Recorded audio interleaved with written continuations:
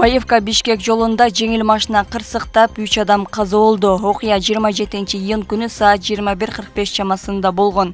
Анда Toyota Caldina үлгүсүндөгү автоунааны башкарып бара жаткан 20 жаштагы айдоочу рулду башкара албай калып, бетонду сүзүп алган. Ал мас абалында болгондугу айтылууда. Кырсыктын кесепетинен 14, 16, 17 жаштагы жүргүнчүлөр каза болду. Дагы бир 17 жаштагы жүргүнчү аймактык ооруканага жаткырылды. Альфа Телеком компаниясынын мурдагы башкы директору Азат Базаркуловду УКМКнын убактылуу тергөө абагына 9 августка чейин киргизишти. Бул туурасында 1-май райондук сотунун чечими чыкты. ФИМИД өкүлдөрү чечимди 27-июнда кабыл алган. Улуттук коопсуздук боюнча мамлекеттик комитет мамлекеттик сатып алуулар боюнча мыйзам бузулган фактыны таап чыккан. Иликтөө кылмыш жаза кодексинин 245-беренеси коммерциялык же башка уюмдардын кызматчыларынын ыйгарым укуктарын кыянаттык менен пайдалануусу боюнча жүргөн. Аталган ишкананын жооптуу адамдары жеке компания менен жеңишинен сүйлөшүп алып, аларга артыкчылык берилген шарттарды түзүп, тендерден жеңгенге мүмкүнчүлүк жаратышканы айтылган. Мунун кесепетинен мамлекет бир топ миллиондук чыгым тарткан. Бул кылмышка шектүү катары ал кезде Альфа Телекомду 2 ирет 2012, 2018, 2021, 2022 жылдары башкарып турган Базаркулов кармалган. Жогорку кеңеш прокуратура органын тергөө ыйгарым укуктарынан ажыратуу боюнча мыйзам долбоорун кабыл алды. Кыргыз Республикасынын прокуратурасы жөнүндөгү конституциялык мыйзамга түзөтүү киргизүү чечими 3 окууда кабыл алынды. Мыйзам долбоору прокурордук көзөмөлдүн чегинден чыккан, анын ичинде Кыргызстандын баш мыйзамынын айрым ченемдерине карама-каршы келген прокуратура органдарынын айрым укуктарын алып салуу максатында даярдалган. Тагыраагы тергөө жүргүзүү боюнча прокуратура органдарынын функцияларын алып салууга багытталган деп айтылат маалыматта. Мыйзам долбоору президенттин кол коюусуна жөнөтүлдү. Белгилей кетсек, 2021 жылы Конституция кабыл алынгандан кийин президент тарабынан сунушталып, башкы прокуратура кылмыш ишин тергөө укугуна ээ болгон эле. Жаңы мыйзам кабыл алынса, ал иштер тиешелүүлүгүнө жараша ИИМ менен УКМКга өткөрүп берилет. Бүгүн 29-июндагы жогорку кеңештин жыйынында иш учурунда каза болгон прокуратура кызматкерлеринин үй бүлөсүнө кенемте төлөө боюнча мыйзам долбоору 2 жана 3 окууда каралып жактырылды. Мыйзам долбоорун өзгөртүүнүн максаты өлкөнүн бюджетин чыгаша бөлүгүн автомалдаштыруу жана укук коргоо органдарынын кызматкерлери милдеттерин аткарып жатканда курман болгон же майыпта калган учурда алардын үй бүлөлөрүнө бир жолку жөлөк пулду төлөөдү тең өлчөмдүүлүккө жетүүнү камсыз кылууга багытталган. Прокуратура органдарынын кызматкерлери курман болгон учурда алардын үй бүлөсүнө анын акыркы кызмат орду боюнча 20 орточо айлык эмгек акысынын өлчөмүндө бир жолку жөлөк пул төлөө сунушталат. Ал эми акыркы мыйзамга ылайык курман болгондордун үй бүлөсүнө анын акыркы кызмат орду боюнча орточо жылдык акысынын эсебинде 20 жылдык эмгек акы өлчөмүндөгү бир жолку жөлөк пул төлөнөт. Буга чейин конституциялык мыйзамдар мамлекеттик түзүлүш сот укуктук маселелер боюнча комитеттин жыйынында баяндама жасаган каржы министри Алмаз Бакетаевдин айтымында сунушталган мыйзам долбооруна ылайык кенемте өлчөмүн 20 жылга эмес 20 ай деп өзгөртүү пландалууда. Өзгөртүүлөр кабыл алынса, маркум прокурордун үй бүлөсүнө төлөнө турган кенемте 1,5 миллион сомду түзөт. Жыйынтыгында аталган мыйзам долбооруна 68 депутат макул деп добуш берип, мыйзам долбоору колдоо тапты.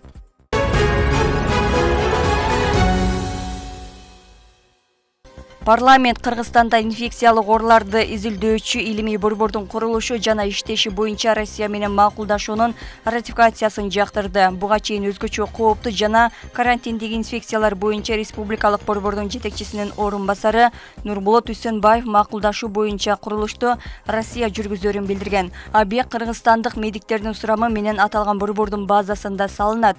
Россия тарап жергиликтүү адистерди окутуудан өткөрүп, имаратты салган соң аны Кыргызстандын саламаттыкты сактоо министрлигинин балансына өткөрүп берет. Кооптуу инфекция жер тандабайт. Баарыбыз биргеликте бул аймактарыбызды сакташыбыз керек деген Үсөнбаев. Кыргызстанда аталган борбор ачылса, коронавирус штаммын ошол эле жерден аныктоого болот. Буга чейин алынган анализдин үлгүлөрү Россия, Германия жана Улуу Британияга жөнөтүлчү. Парламент полиэтилен баштыктарын Кыргызстандын аймагына ташууга, өндүрүүгө жана сатууга тыюу салган мыйзам долбоорун жактырды. Ак мындай баштыктарды 1 январдан тарта өндүрүүгө 1 июндан баштап сатууга жана таратууга тыюу салынат. Полимер пленкасынын ордуна жерге сиңип жок болуп кеткен баштыктарды колдонуу каралууда. Мыйзам долбоорун депутат Марлен Маматалиев демилгелеген. Анда полимердик материалдардын ден соолукка жана айлана чөйрөгө зыяндуу таасирин тийгизип жаткандыгы айтылган. Бийлик буга чейин полиэтилен баштыктарын кагазга өткөрүүнү пландап жатканы айтылган. Белгилей кетсек, мындай эреже Ысык көлдүн дүкөндөрүндө акырындык менен колдонулуп баштады. Жер сууну булгаган желим баштыктарды колдонууга тыюу салуу сунушталды. Мында күнүмдүк жашоодо эң көп колдонулуучу целлофан пакеттер тууралуу сөз болууда. Мыйзам долбооруна ылайык желим баштыктардын ордуна биологиялык жактан ажыруучу таңгактарды колдонуу каралууда. Полимер материалдардан жасалган бир жолку колдонулуучу желим баштыктарды алып келүүгө, өндүрүүгө жана сатууга тыюу салуу каралууда. Демилгечилердин бири депутат Марлен Маматалиев. Жана башка мына парктарыбызда, аларчада, айтор кайсыл жерде болбой эле булардын зыяны өтө катуу тийип атат да. Бул боюнча бизнес менен албетте биз чогуу жолугуп сүйлөштүк. Аларга да биз түшүндүрдүк. Алар деле туура кабыл алды. Тийиштүү айырбынын бардыгын өткөздүк. Бул шаарларга жана башкаларга эч кандай запрет жок. Эми колдон келишинче аларды да кийинчерээк кылабыз го. Кудай берген өзүнүн жаратылыштын алкагында жакшы бир биосфералык зоналарда, парктарда, заповедниктерде, айтор ошолордун бардыгында бүгүнкү кандай акыбал болуп атканын биз өзүбүз дагы мына күбө болуп жүрөбүз да. Биз эми буларды толук түрдө запрет кылып мындай болбойт деген жерибиз жок. Биз буларды экологиялык атайын мындай жок болуп кете турган сырьёдон кылсын деген ниетте кылып атабыз. Жана ошондой эле жана бумажный болобу, жана башка болобу айтор эмнеси болсо дагы экологияга зыяны тийбесин деп атабыз. Сунушталган жаңы мыйзам 2024-жылдын 1-июлунан күчүнө кирери, анда желим баштыкчаларды өндүргөндөргө 28 000 сомго чейин, ал эми саткан дүкөндөргө 3 000ден 13 000 сомго чейин айып пул салуу жазылган. Айта кетсек, буга чейин президент Ысык көл облусунун Каракөл шаарында целлофан баштыкчаларды колдонууну токтотууну, аларды кагаздан жасалган эко баштыкчаларга алмаштыруу жарлыгын чыгарган. Кыргызстандын бардык аймагында тыюу салса жакшы болмок. Эң сонун бардык жакта сатууну токтотуп салса, эл бат эле көнмөк. Желим баштыктардан баш тартышыбыз керек. Убакыт келип жетти. Ысык көлдө жакшы саамалык башталыптыр. Дүкөндөр бербей калгыча жүрө бербей, өз алдыбызча баш тартсак деле болот. Жакшы демилге. Чынында салафановый пакеттер жел менен учуп, любой чөпкө сайылып жердин баарын мусор көргөзөт экен. Анан дагы экология жагынан жер кыртышына жана адамдын ден соолугуна да зыян тийгизет экен. Кагаз баштык көйгөйдү чечүүгө жол эмес. Бул кагаз баштыкты жасаш үчүн канча бактарак кыйылат. Андан көрө илгерки Союз убагындагыдай эле чүпүрөктөн баштык тигип көтөрүш керек. Ар бир адам ошого өтсө эле салафан баштыкты колдонуу азаят.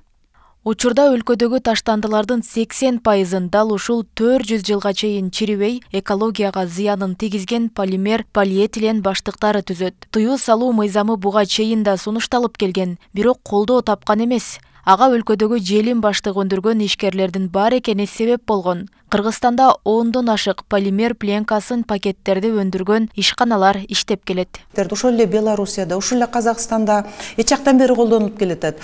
Жөнөкөй мисал үчүн Белоруссияда президент Лукашенко баш болуп, ушул вопросту под контролем кармайт. Анан кийин дагы бир кызык нерсе, магазиндерге барганда көпчүлүк эл түшүнүп өзлөрүнүн бир чүпөрөктөн жасалган баштыктарын көтөрүп барат.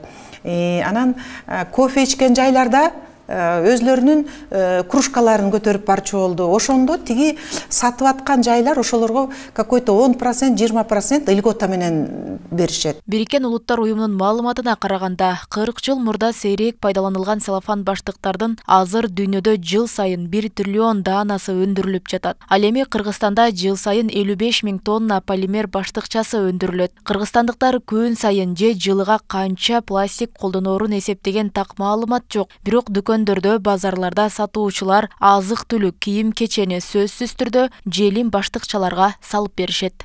Роза Акматжан кызы, Жылдыз Кадырбаева, Ош ТВ. Эртең Ысык Көл облусунда Асман шаарынын курулушу башталат. Президенттин администрациясы бул боюнча видео жарыялады. Анда Кыргызстандагы ири курулуштардын бири болгон бул калаанын келечекте кандай болору көрсөтүлгөн. Тагыраагы акылдуу коммерциялык, спорттук жана көңүл ачуучу болуп 4 зонага бөлүнөт. 500 000 калкы бар инновациялык шаар болмокчу. Эко шаар Ысык Көл аэропортунан анча алыс эмес жерге, көлдүн түштүк жагына 7 жана 10 жылдын ичинде курулмакчы. Садыр Жапаровдун айтымында шаарга казынадан эч кандай тыйын сартталбайт. Бардыгына инвесторлордун акчасы жумшалат.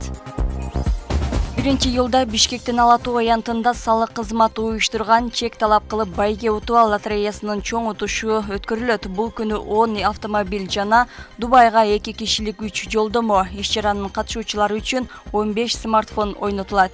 Иш-чара саат кечки 7-де башталат. УТРКдан ошондой эле салык кызматынын социалдык баракчасынан түз көрсөтүлөт. Эскерте кетсек, лотерея 26-июндан 30-июнга чейин өткөрүлүүдө. Бүгүнкү күндө аталган лотереяга 236 миңден ашуун киши катышууда. Жазуучу Чыңгыз Айтматовдун 100 жылдыгына даярдык көрүү 95 жылдыгына байланыштуу иш-чараларды өткөрүү боюнча Министрлер кабинетинин төрагасы Акылбек Жапаров тарабынан уюштуруу комитети түзүлдү. Бул тууралуу Маданият, маалымат, спорт жана жаштар саясаты министрлигинен билдиришти. Эми уюштуруу комитети мааракелик иш-чараларды даярдоо жана өткөрүү планын иштеп чыгышы керек. Комитеттин ишин уюштуруу жана усулдук жана башка жактан камсыздоо аталган министрликке жүктөлдү. Залкар жазуучу Чыңгыз Айтматов 1974 жылы Кыргыз ССРнин жазуучусу, 1978 жылы социалдык эмгектин баатыры, ардактуу наамдарынын ээси болгон. Ал 1928 жылы 12 декабрда туулуп, 2008 жылы 10 июнда дүйнөдөн өткөн.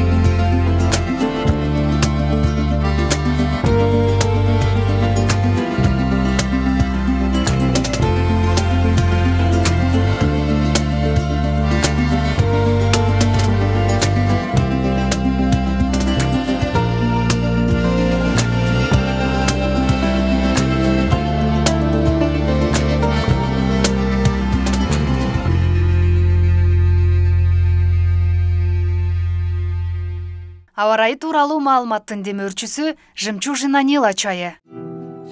Жемчужина Нила чайы бул көңүлдүн тынчтыгы, ойдун тереңдиги жана толуктугу.